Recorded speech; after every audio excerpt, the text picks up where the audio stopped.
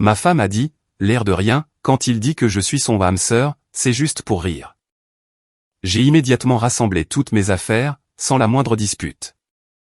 Quelques jours plus tard, elle l'a ramené à la maison en toute confiance pour tout expliquer, l'appartement était vide. Mon simple mot disait, la plaisanterie est finie. Le mariage aussi. Je suis rentré dans l'allée vers 6h30, comme d'habitude. Une journée de 12 heures au centre de distribution, les pieds en compote, prêt à m'écrouler sur le canapé. Les lumières de l'appartement étaient allumées, ce qui était normal, mais je pouvais l'entendre rire avant même d'ouvrir la porte. Ce n'était pas le petit rire poli qu'elle avait d'habitude devant la télé. C'était différent, plus fort, plus animé. Je suis entré, et elle était sur le canapé, le téléphone collé à l'oreille, le visage illuminé d'une manière que je n'avais pas vue depuis des mois. Quand elle m'a remarqué, elle n'a même pas interrompu sa conversation. « Non, tu es ridicule », disait-elle au téléphone, toujours souriante. « D'accord, je te parle demain. » Elle a raccroché et m'a enfin regardé. « Et, comment c'était le boulot ?»« Long », ai-je répondu en jetant mes clés sur le comptoir. « C'était qui ?»« Oh, juste Sébastien du bureau. Il est hilarant. » Sébastien. J'avais entendu ce nom peut-être 3 fois au cours des 2 dernières semaines. Maintenant, c'était 5. Qu'est-ce qui est si drôle, ai-je demandé, gardant un ton décontracté. Elle a fait un geste de la main pour balayer la question. Il disait juste que je suis son âme sœur au travail. Tu sais, parce qu'on commande toujours le même déjeuner et qu'on déteste tous les deux la nouvelle imprimante. Elle a ri à nouveau, comme si c'était la chose la plus innocente au monde. C'est juste pour rire. Je suis resté là une seconde, à l'observer. Elle portait du maquillage un mardi, à la maison. Et ce parfum, celui qu'elle gardait habituellement pour les occasions spéciales, était vraiment perceptible. C'est ça, ai-je dit. Pour rire. Ne sois pas comme ça, a-t-elle dit en faisant défiler son écran, sans même me regarder. C'est juste des plaisanteries de bureau inoffensives. Tu es bizarre. Je n'étais pas bizarre. Je remarquais des choses. Comme la façon dont son téléphone était posé face contre le coussin du canapé. Comme le fait qu'elle était restée tard au travail 3 fois la semaine dernière. Comme le fait qu'elle avait soudainement besoin de partir tôt pour un projet dont je n'avais jamais entendu parler jusqu'à hier. Je vais prendre une douche, lui ai-je dit. D'accord, il y a des restes de pâtes dans le frigo si tu as faim. Je n'avais pas faim. Je suis allé à la salle de bain, j'ai ouvert l'eau, et je suis resté là à réfléchir. 5 ans de mariage. 5 ans à me réveiller aux côtés de quelqu'un qui avait promis de me soutenir. Et maintenant, je suis censé croire qu'un type qui l'appelle son âme sœur, c'est juste un jeu inoffensif? Je n'ai jamais été du genre jaloux. Je n'ai jamais vérifié son téléphone. Je n'ai jamais questionné ses sorties. Je lui faisais confiance, parce que c'est ce qu'on fait dans un mariage. Mais la confiance n'est pas aveugle, et je ne suis pas stupide. Cette nuit-là, après qu'elle se soit endormie, j'ai vérifié. Je m'en voulais, mais je l'ai fait. Son téléphone chargeait sur la table de nuit, écran vers le haut cette fois. Pas de verrouillage, car elle avait toujours dit qu'elle n'avait rien à cacher. Je l'ai pris délicatement, en gardant la luminosité basse. Les messages avec Sébastien n'étaient pas enfouis. Ils étaient juste là, récents, constants. Hâte de te voir demain. Tu étais magnifique aujourd'hui, au fait. Ma véritable âme sœur. Pas pour rire. Et sa réponse était tout aussi grave. Arrête. Tu vas me faire rougir à mon bureau. J'aimerais qu'on ait plus de temps seul. Il ne remarque plus rien de toute façon. J'ai reposé le téléphone. Mes mains ne tremblaient pas. Mon cœur ne s'emballait pas. Je me sentais juste lucide. Il n'y allait pas y avoir de grandes confrontations. Pas de cris, pas de pleurs, pas de reproches jetés à la figure. J'avais vu assez de ces situations se dérouler chez des amis, des collègues, de la famille. Ça finissait toujours de la même façon, des excuses qui ne voulaient rien dire, des promesses de changement, une thérapie qui ne faisait que prolonger l'inévitable. Je n'étais intéressé par rien de tout cela. Je me suis levé silencieusement, je suis allé au placard et j'ai sorti mon vieux sac de sport de l'étagère du haut. Puis, je me suis assis au bord du lit et j'ai fait une liste dans ma tête, compte bancaire, contrat de location, facture, réexpédition du courrier, horaire de travail. Elle a remué un peu mais ne s'est pas réveillée. Au matin, j'aurai un plan. Demain soir, je serai parti. Pas parce que je voulais la blesser, pas parce que je voulais me venger, mais parce que la plaisanterie était finie. Et tout le reste aussi. Je n'ai pas beaucoup dormi. Pas besoin. À 4 heures du matin, tout était planifié. Le premier appel fut pour Jack, mon pote de la salle de sport. Il a répondu, groggy mais alerte, quand je lui ai dit que j'avais besoin d'aide pour déménager aujourd'hui. Non, je ne pouvais pas expliquer au téléphone. Oui, c'était urgent. Il n'a pas posé de questions, il a juste dit qu'il serait là à 7 heures avec son camion. Le deuxième appel fut pour la messagerie du bureau de location. J'ai laissé un message disant que je devais retirer mon nom du bail immédiatement pour cause de séparation. J'ai demandé qu'il me rappelle sur mon portable, pas sur le fixe de l'appartement. Le troisième fut pour me connecter à notre compte joint. Je ne l'ai pas vidé. J'ai juste transféré exactement la moitié sur mon compte chèque personnel, que j'avais ouvert il y a 2 ans pour le dépôt direct de mon salaire. Ce qui est juste est juste. Elle dormait encore. Le réveil ne sonnerait pas avant 1 heure. Je me déplaçais dans l'appartement comme si je faisais l'inventaire au travail. Systématique, efficace. Mes vêtements, mes outils, mon ordinateur portable, la télé que j'avais achetée avant le mariage, la cafetière reçue en cadeau pour mon frère, chaque objet qui m'appartenait, ou que j'avais payé, entrait dans une catégorie mentale, je prends, ou, pas assez important pour se battre. J'ai laissé le canapé, laissé la plupart des ustensiles de cuisine, laissé les décorations qu'elle avait choisies et dont je ne me souciais pas de toute façon. Quand Jack est arrivé, je chargeais déjà des cartons près de la porte. Ça va, mec, a-t-il demandé, en gardant la voix basse. Ça ira, ai-je dit. Il faut juste finir ça avant 8 heures. Il a regardé autour de l'appartement, puis m'a regardé. Elle ne sait pas que tu pars. Elle comprendra. Nous avons travaillé vite. Jack avait amené son frère Wayne, ce qui a réduit le temps de moitié. 2 voyages vers le box de stockage que j'avais loué en ligne à 5 heures du matin. J'avais payé 3 mois d'avance. Un petit box, environ 9 mètres carrés, mais c'était suffisant pour l'instant. À 7h45, ma voiture était chargée avec l'essentiel, des vêtements pour 2 semaines, des affaires de toilette, mon ordinateur et son chargeur, mes bottes de travail.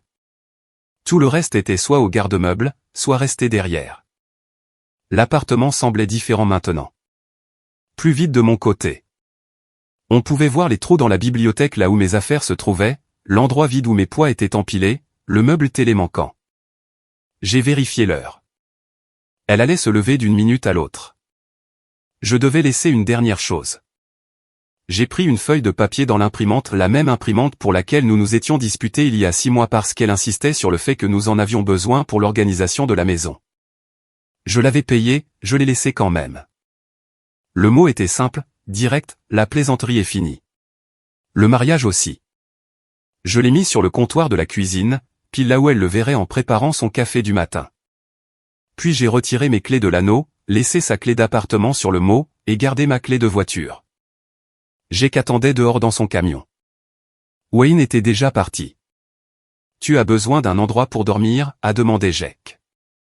C'est géré, ai-je dit. J'apprécie le coup de main. Quand tu veux, frérot. Tu es sûr de ne pas vouloir rester pour lui parler? Il n'y a rien à dire. J'ai suivi le camion de Jack hors de la résidence. Je n'ai pas regardé le bâtiment en arrière. Je ne me sentais pas mélodramatique. Ce n'était pas un film. C'était juste moi qui sortais les poubelles avant qu'elles ne commencent à pourrir. Mon téléphone a vibré vers 9 heures. Numéro inconnu. J'ai laissé aller sur la messagerie. Puis un SMS d'elle est apparu. T'es où? Où sont toutes tes affaires? Qu'est-ce qui se passe? Je n'ai pas répondu. J'ai juste bloqué le numéro et continué à conduire. J'ai appelé la compagnie d'électricité depuis une station-service. J'ai expliqué que je déménageais, que je devais retirer mon nom du compte. Ils ont dit qu'elle devrait ajouter le sien ou le service serait coupé dans 30 jours. Plus mon problème. J'ai fait pareil avec Internet et l'assurance auto, puisque les 2 véhicules étaient sous une seule police. J'ai séparé les choses. Elle pouvait prendre son propre contrat. À midi, je m'étais enregistré dans un motel longue durée près de l'autoroute. Rien de luxueux. Drap propre, Wi-Fi fonctionnel, micro-ondes et mini-frigo. 2 cents la semaine. J'ai payé un mois d'avance. Ça ferait l'affaire jusqu'à ce que je trouve quelque chose de permanent. Mon téléphone affichait 17 appels manqués de son numéro à ce moment-là. Je ne l'avais pas encore bloqué celui-là. Je voulais voir combien de temps elle essaierait avant de comprendre. Jake m'a envoyé un SMS vers 15 heures. Elle m'a appelé pour demander si je savais où tu étais. Je lui ai dit que je t'avais aidé à déménager mais que je ne savais pas où. Elle avait l'air paniquée. Bien, ai-je répondu. Parce que la panique signifiait qu'elle commençait à comprendre. Ce n'était pas moi qui piquais une crise. Ce n'était pas moi essayant de lui faire peur pour obtenir des excuses. J'étais parti complètement, et il n'y aurait pas de conversation à ce sujet. Je me suis assis sur le bord du lit du motel et j'ai regardé la petite chambre. Mon sac de sport dans le coin, mon uniforme de travail pendu dans le minuscule placard, mon téléphone en charge sur la table de nuit. 5 ans de mariage, et voilà ce qu'il me restait. Mais vous savez quoi? C'était à moi. Gagné par mon propre travail, pas partagé avec quelqu'un qui pensait qu'un autre homme l'appelant son âme sœur n'était qu'une blague inoffensive. J'ai commandé une pizza, j'en ai mangé la moitié, gardé le reste. Puis j'ai appelé mon manager et expliqué que j'avais eu une urgence familiale mais que je serais de retour demain. Il n'a pas fouiné. Un type bien. Demain, je commencerai la phase 2. Ce soir, je profitais juste du silence. Elle n'a pas arrêté d'essayer de me joindre. Messagerie vocale, texto, elle a même essayé de m'envoyer un email à mon adresse professionnelle. J'ai tout supprimé sans écouter ni lire. Il n'y avait rien qu'elle puisse dire qui changerait quoi que ce soit. Le 3e jour, elle est passée aux amis communs. Je le savais parce qu'ils ont commencé à m'envoyer des SMS aussi. Claire, sa colocataire de fac, et, elle est vraiment inquiète pour toi. Tu peux au moins lui dire que tu es en sécurité? J'ai répondu, je vais bien. C'est entre elle et moi. Anna, une amie de mon côté, qu'est-ce qui s'est passé? Elle dit que tu as juste disparu. Ça ne te ressemble pas. J'ai fait court, j'ai découvert des choses. J'ai pris une décision. Je vais bien. Personne n'a insisté après ça. Il me connaissait assez bien pour savoir que quand j'ai fini, j'ai fini. Le bureau de location m'a rappelé le 4e jour. La gérante, une femme nommée Lucie, avait l'air désolée. Monsieur Malone, j'ai eu votre message pour vous retirer du bail. Nous aurons besoin des 2 signatures pour faire des changements, où une personne peut assumer l'entière responsabilité. Je ne signe rien avec elle, ai-je dit. Envoyez-moi ce que je dois signer pour me retirer. Elle peut garder l'endroit où déménager. Ça m'est égal. Le bail ne finit pas avant mars. Si elle ne peut pas payer seule, il pourrait y avoir des complications. Ce ne sont plus mes complications. Il y eut un silence. Je comprends. Je vais vous envoyer les formulaires par email. Cet après-midi-là, j'ai rencontré un avocat. Pas un cabinet chic du centre-ville, juste un type direct nommé Kevin Wright, qui travaillait dans un petit bureau près du tribunal. Forfait pour divorce non contesté, 800 $. Avez-vous des enfants? A-t-il demandé. Non. Propriété commune? Maison? Voiture? Les 2 voitures sont à des noms séparés. Nous étions locataires. Pas d'actifs majeurs. Ça devrait être simple alors, dit-il en sortant un formulaire sur son ordinateur. L'Idaho est un État où le divorce sans faute est en vigueur. On dépose, elle reçoit les papiers. Si elle ne conteste pas, vous êtes divorcé dans environ 6 semaines. Et si elle conteste? A-t-elle des motifs? J'ai failli rire. Non, j'ai des motifs. Elle n'en a pas. Alors ça pourrait prendre quelques mois, mais le résultat ne changera pas. Vous voulez procéder? Ouais. J'ai signé les papiers sur place. Il a dit qu'il les déposerait avant la fin de la semaine, et qu'elle serait notifiée sous 10 jours. En sortant de ce bureau, j'ai eu l'impression de lâcher un poids que je portais depuis des mois sans m'en apercevoir. Pas exactement du soulagement, plutôt de la clarté. Mon téléphone a sonné pendant que j'étais assis dans ma voiture. Son numéro encore. Cette fois, j'ai répondu. Finalement, a-t-elle dit, la voix perçante. As-tu la moindre idée de ce que tu me fais subir? Je rentre à la maison et la moitié de l'appartement est vide. Tu laisses un mot cryptique et ensuite tu disparais simplement. Qu'est-ce qui ne va pas chez toi? Rien ne cloche chez moi, ai-je dit calmement. Alors c'est quoi ça? Une sorte de punition parce que j'ai un ami au travail? Tu es puéril. J'ai lu les messages. Silence. Quel message, a-t-elle finalement demandé, mais sa voix avait changé. Tous. Sébastien, ton âme sœur. Celui qui n'est définitivement pas juste en train de plaisanter. Encore du silence. Ce n'est pas ce que tu penses, a-t-elle commencé. Je demande le divorce, les jeux coupés. Tu recevras les papiers dans environ une semaine. Ne me contacte plus. Attends, tu ne peux pas juste. J'ai raccroché. Bloquer le numéro. Puis j'ai bloqué le numéro de Sébastien aussi, même s'il ne m'avait jamais appelé juste au cas où. Pendant les quelques jours suivants, je me suis concentré sur le travail, j'ai pris des gardes supplémentaires quand je pouvais. La routine aidait. Se lever, aller au travail, revenir au motel, dormir. Simple. Pas de drame. Jake prenait de mes nouvelles régulièrement, m'a apporté le dîner un soir, s'est juste assis et a regardé un match avec moi sans poser de questions envahissantes. C'est le genre d'ami qu'on garde. Le 8e jour, j'ai reçu un appel d'un numéro inconnu. Je n'ai pas répondu. Puis un message vocal. C'était sa mère. Je ne sais pas ce qui se passe entre vous deux, mais elle est dévastée. Elle reste avec nous maintenant parce qu'elle ne peut pas payer cet appartement toute seule. Tu dois être un homme et arranger ça. Le mariage, c'est le pardon. Je l'ai supprimé. Le mariage, c'est aussi le respect, la loyauté, et ne pas entretenir de relation avec un autre homme qui t'appelle son âme sœur pendant que ton mari fait des journées de 12 heures pour payer les factures. Le 10e jour, l'avocat a appelé. Elle a reçu les papiers. Je pensais que vous voudriez savoir. Merci. Elle a 30 jours pour répondre. On verra si elle conteste. Je ne pensais pas qu'elle le ferait. Que pourrait-elle bien dire à un juge? Que j'étais déraisonnable de partir après avoir découvert sa liaison émotionnelle? Bonne chance avec ça. Ce soir-là, je me suis enfin permis de penser au futur au lieu de juste penser au présent. Où est-ce que je voulais vivre à long terme? Est-ce que je voulais rester au centre de distribution ou chercher autre chose? À quoi ressemblait ma vie sans elle? La réponse m'a surpris. Elle semblait paisible. Plus besoin de rentrer dans une maison où je me sentais comme une pensée secondaire.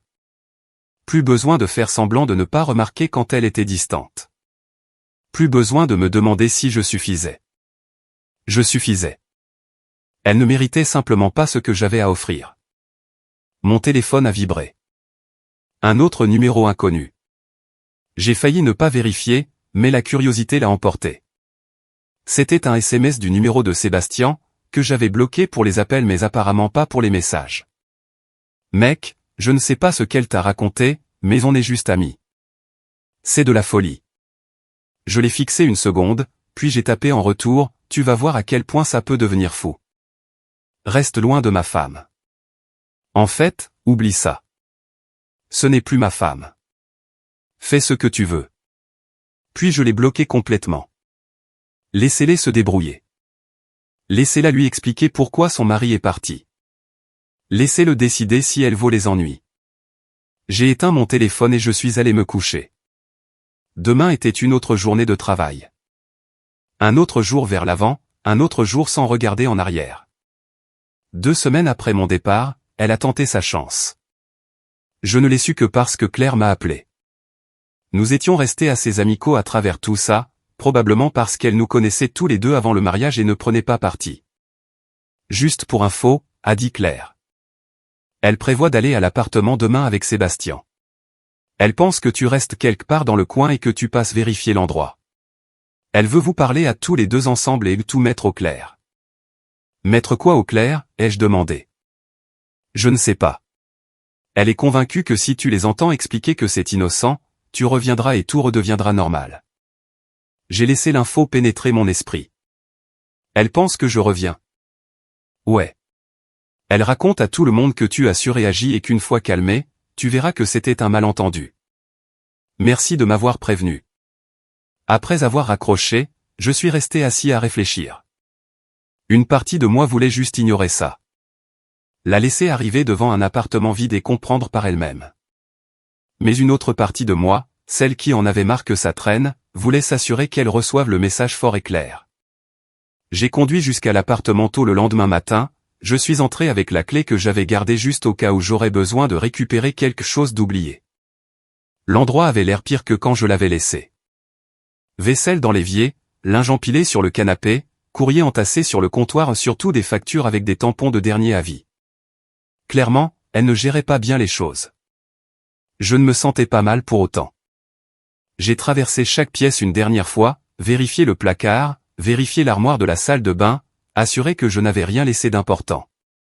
Rien. Puis je me suis assis à la table de la cuisine et j'ai écrit un autre mot. Celui-ci plus long que le premier, plus détaillé. Je n'ai pas inclus d'horodatage ou de message spécifique, pas besoin.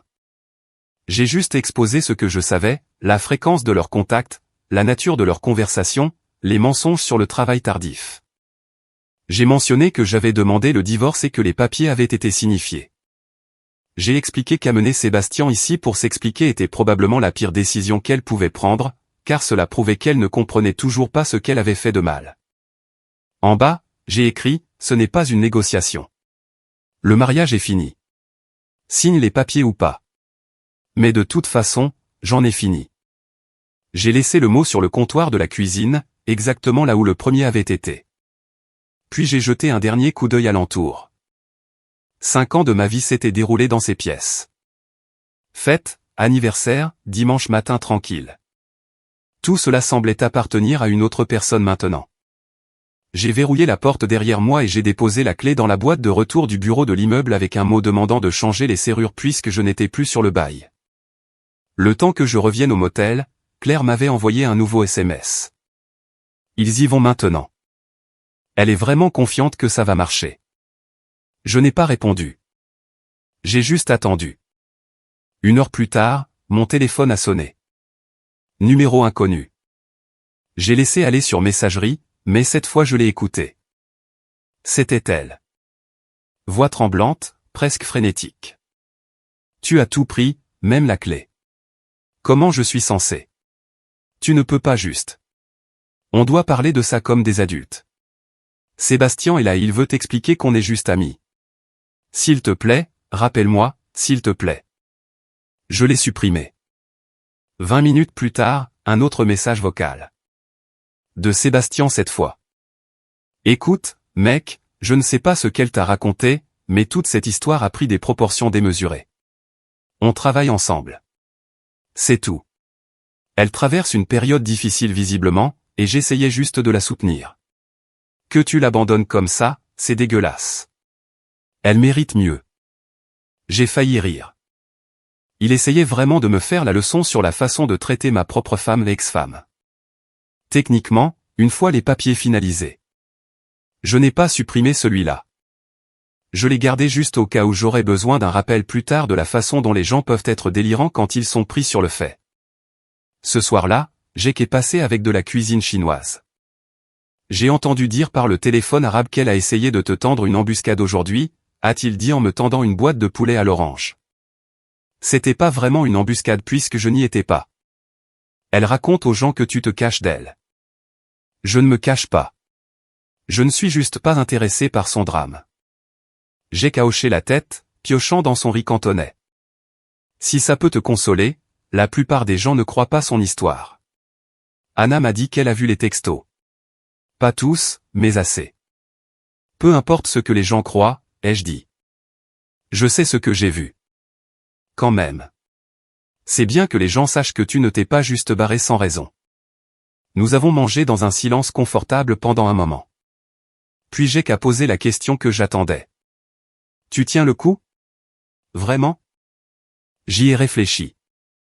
Ouais, vraiment. Et je le pensais. Il n'y avait pas de colère persistante, pas d'amertume, juste un sentiment de finalité qui semblait juste. Le lendemain au travail, mon superviseur m'a pris à part pendant la pause. Et, j'ai reçu un appel bizarre ce matin. Une femme demandait si tu venais à tes gardes. Elle a dit qu'elle était ta femme et qu'elle s'inquiétait pour toi. Ex-femme, ai-je corrigé. Et j'ai été ici tous les jours. C'est ce que je lui ai dit. Je voulais juste te prévenir qu'elle essaie de te retrouver. Merci. Elle devenait désespérée. Bien. Peut-être que le désespoir lui ferait enfin comprendre que ce n'était pas réparable. Cette nuit-là, j'ai reçu un dernier SMS d'un numéro inconnu, différent des autres. Tu as gagné. Je vais signer les papiers, mais tu vas regretter ça. Je n'ai pas répondu. Il n'y avait rien à gagner ou à perdre ici. J'avais juste choisi de ne pas rester dans une situation qui ne fonctionnait plus pour moi.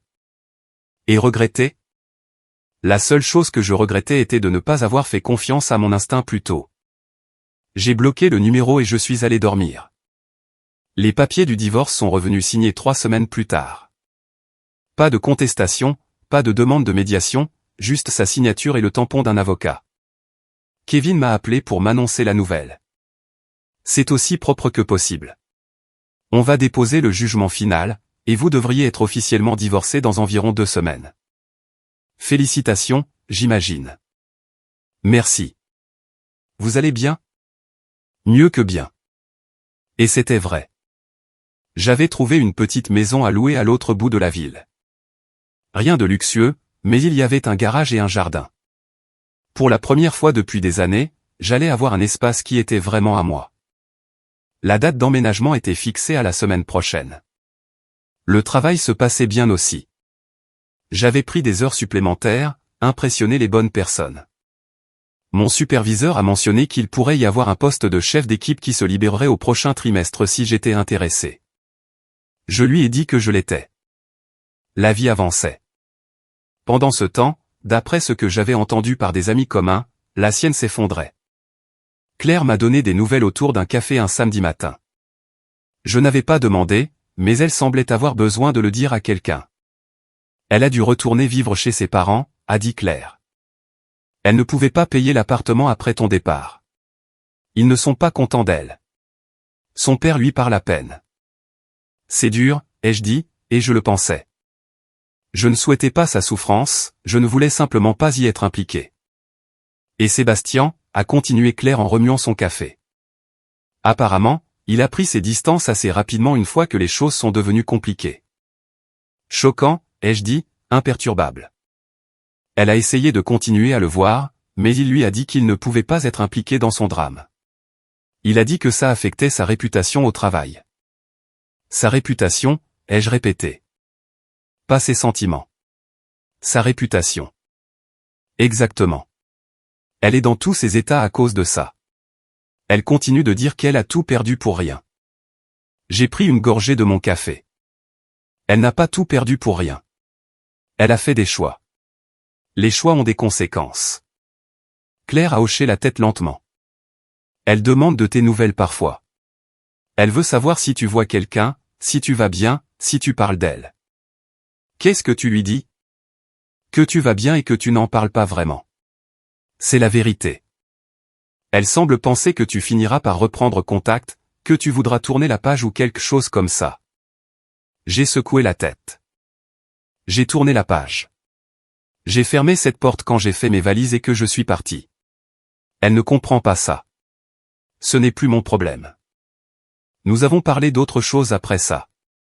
Le boulot de Claire, les projets du week-end, des trucs normaux. Ça faisait du bien d'avoir une conversation qui n'était pas centrée sur le divorce. Quelques jours plus tard, je déplaçais des cartons dans le nouvel endroit quand mon téléphone a sonné. « Jake, tu ne vas pas croire ça » a-t-il dit. Je viens de tomber sur Sébastien à la quincaillerie. D'accord. Il a essayé de me parler, a demandé comment tu allais. Il a dit qu'il se sentait mal à propos de toute la situation. Il se sentait mal, ai-je répété. Ouais, je lui ai dit qu'il aurait dû se sentir mal avant de passer des semaines à envoyer des messages à la femme d'un autre. Il est devenu défensif. A dit que ce n'était pas comme ça. A dit que tu avais tout mal compris. Qu'est-ce que tu as répondu? J'ai dit que si ce n'était pas comme ça, il aurait été à ses hommes pour s'excuser directement auprès de toi au lieu de se cacher derrière elle et de chercher des excuses. Il n'a pas eu grand-chose à dire après ça. Merci de me soutenir. Toujours, frérot. Comment est la nouvelle maison? Bien. Calme. Exactement ce qu'il me fallait. Ce soir-là, j'ai installé ma télé dans le salon, commandé une pizza, je me suis assis sur mon canapé dans ma maison, regardant ce que je voulais sans que personne ne se plaigne de mes choix. C'était la paix. C'était ce qui m'avait manqué. Le lendemain matin, j'ai reçu un email d'elle. Objet, s'il te plaît, lis ça.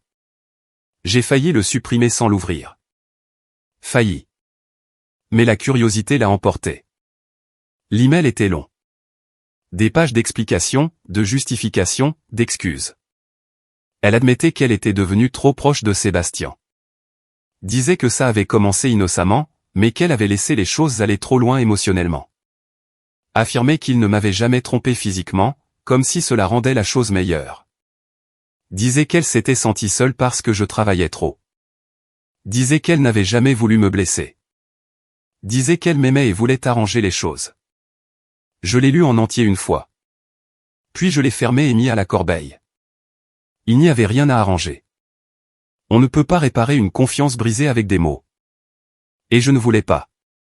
J'ai tapé une réponse courte. La dernière chose que je lui dirai jamais, j'ai reçu ton email. Je ne suis pas intéressé par des explications ou une réconciliation. Le divorce est presque finalisé. Continue ta vie. Je continue la mienne. Envoyé. J'ai bloqué son adresse email.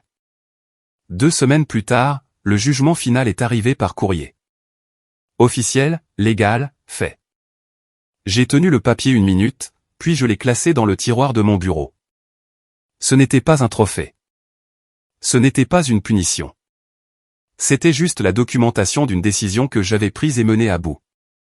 Ce week-end-là, Jake et Wayne m'ont aidé à finir d'installer la maison.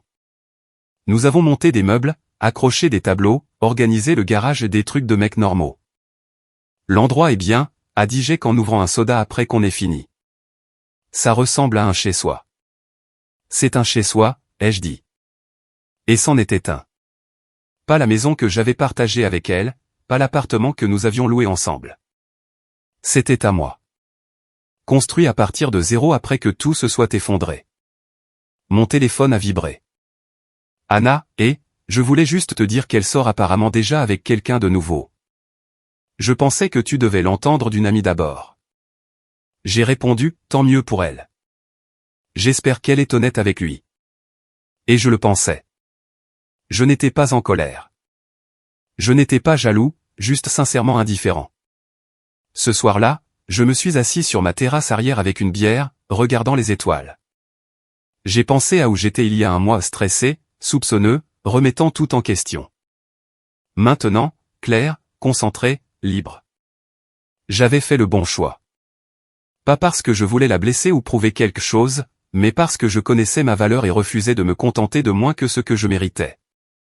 La plaisanterie était finie, le mariage était fini, et je ne faisais que commencer.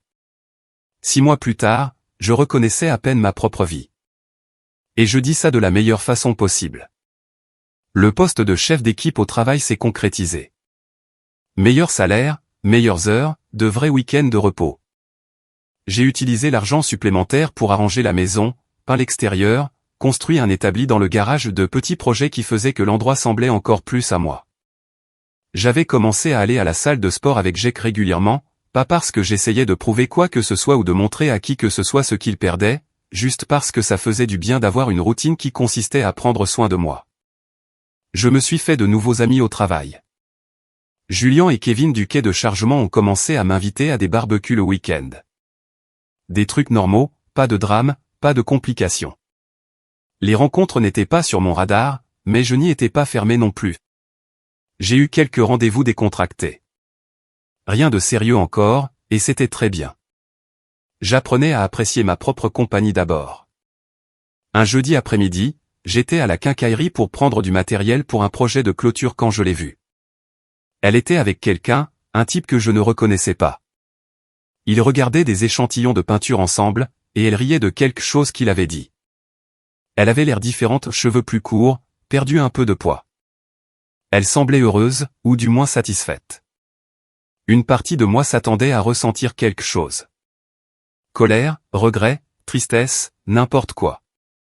Mais je me sentais juste neutre, comme en voyant une ancienne collègue que vous connaissiez mais à laquelle vous ne pensez plus vraiment. Elle ne m'a pas vu. J'ai pris mon matériel et je suis parti avant qu'elle ne puisse le faire. Pas parce que je l'évitais, mais parce qu'il n'y avait aucun intérêt à avoir une conversation.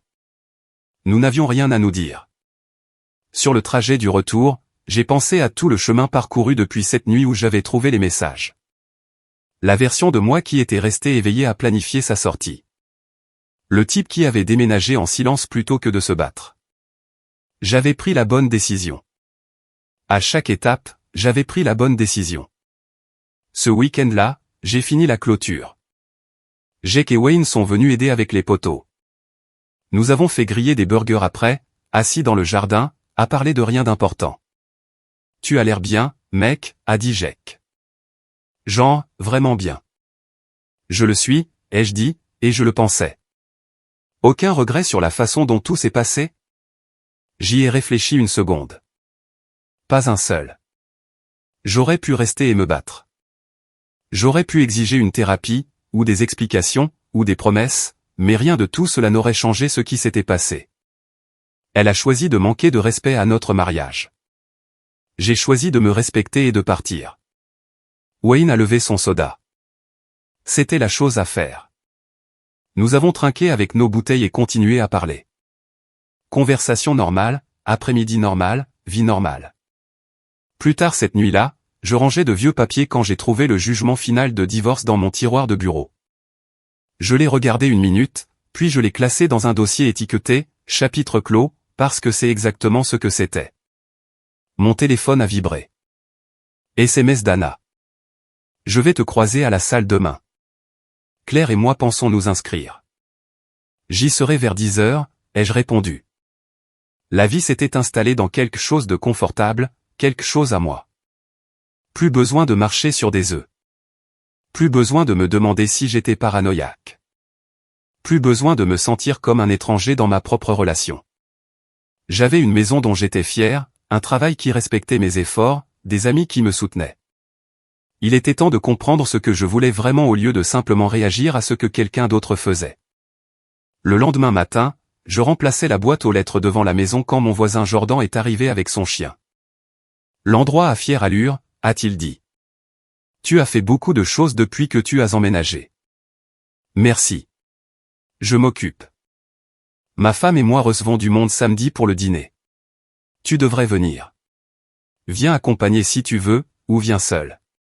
C'est à la bonne franquette. Je serai là, ai-je dit. Et juste comme ça, j'avais des projets pour le week-end qui n'impliquaient pas d'analyser des SMS ou de questionner des intentions. Juste des trucs normaux, de bon voisinage. Cet après-midi-là, je me suis assis sur ma terrasse arrière avec un livre que je voulais lire depuis des mois. Le soleil se couchait, l'air se rafraîchissait, et tout était calme. J'ai pensé aux mots que je lui avais laissés il y a 6 mois. La plaisanterie est finie. Le mariage aussi. 5 mots qui avaient tout changé. Les gens m'avaient demandé si je pensais être allé trop vite, si j'aurais dû lui donner une chance de s'expliquer, si je regretterais de ne pas avoir essayé plus fort de sauver le mariage. Mais voilà ce qu'ils ne comprenaient pas.